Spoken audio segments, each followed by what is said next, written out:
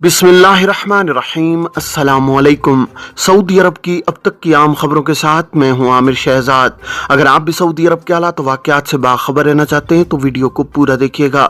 बढ़ते हैं खबरों की जानिब और शामिल करते हैं आज की पहली खबर।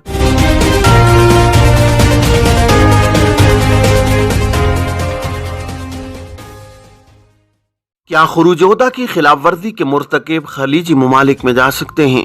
सऊदी अरब के इकामा कवानीन के तहत मुमलिकत में रहने वाले गैर मुल्कियों को छुट्टी जाने या मुमलिकत से मुस्तकिल तौर पर जाने के लिए एग्जिट री एंट्री या फाइनल एग्जिट, जिसे अरबी में खुरूजोदा और खुरूज नहाय कहा जाता है, हासिल करना जरूरी है।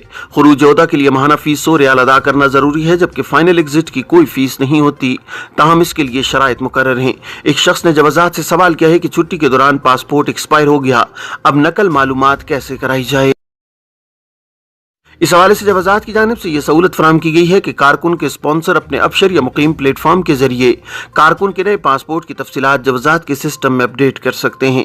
पासपोर्ट को अपडेट करने को अरबी में नकल मालूमात कहा जाता है, जिसका मतलब है कि नए पासपोर्ट के बारे में मालूमात को जवाजात के सिस्टम में फीड करना। जवाजात के अबशर प्लेटफॉर्म पर नकल मालूमात की सहूलत फराहम की गई है।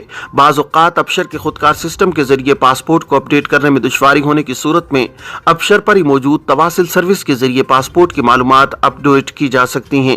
नए पासपोर्ट की तफसीलात जवाजात के सिस्टम में अपडेट करने के लिए पुराने और नए पासपोर्ट को स्कैन करके कारकुन के इकामे के साथ इसे तवासिल सर्विस पर अपलोड किया जाए। तवासिल सर्विस पर अपलोड किए जाने के 1 से 3 दिन के अंदर जवाजात के एहलकार नए पासपोर्ट का इंदराज सिस्टम में कर देते हैं। खुरूजोदा की खिलाफ वर्जी के हवाले से एक शख्स ने सवाल किया है कि खुरूजोदा की खिलाफ वर्जी के मुर्तकिब अफराद दूसरे खलीजी ममालिक में जा सकते हैं या नहीं। इस हवाले से जवाजात का कहना था कि खुरूजोदा की खिलाफ वर्जी के मुर्तकिब अफराद को सऊदी अरब में 3 बरस के लिए ब्लैक लिस्ट किया जाता है। ऐसे अफराद जिन्हें ब्लैक लिस्ट किया गया हो वो ममनू मुद्दत के बाद जब चाहें सऊदी अरब आ सकते हैं। यह पाबंदी सिर्फ सऊदी अरब के लिए ही है। वाज़ेह है कि माजी में ऐसी पाबंदी खलीजी ममालिक की जानिब से आयद किए जाने की तजवीज़ थी, ताहम इस पर मुकम्मल तौर पर अमल दरामद नहीं हुआ। ताहम ऐसे अफराद जिनके खिलाफ मुश्तरका तौर पर सऊदी अरब और खलीजी ममालिक में दाखिले पर पाबंदी आयद की जाती है, वो इंतहाई महदूद केसेज होते हैं जो हर एक पर लागू नहीं होते। ये सिर्फ इस्तिस्नाई हालात में ही होता है। सोने के जेवरात की खरीदारी, वजारत तिजारत की हिदायत क्या हैं? वजारत तिजारत ने सोने की खरीदारी के हवाले से सार्फिन को हिदायत की है कि वो जब भी सोने के जेवरात खरीदें, इस बात को यकीनी बनाएं कि खरीदे जाने वाले जेवरात पर सोने के मेयार की मखसूस मोहर लगी हो, जिससे यह मालूम हो सके कि सोना कितने कैरात का है। मेयार के अलावा जेवरात का वजन भी हसास मीटर से किया जाना जरूरी है। अलावाज़ी जेवरात खरीदारी के लिए दुकानदार से खरीदे गए जेवरात की मोहर शुदा रसीद जरूर हासिल करें, जिसमें जेवर का मजमूई वजन और रकम की तमाम तर तफसीलात दर्ज होना जरूरी है।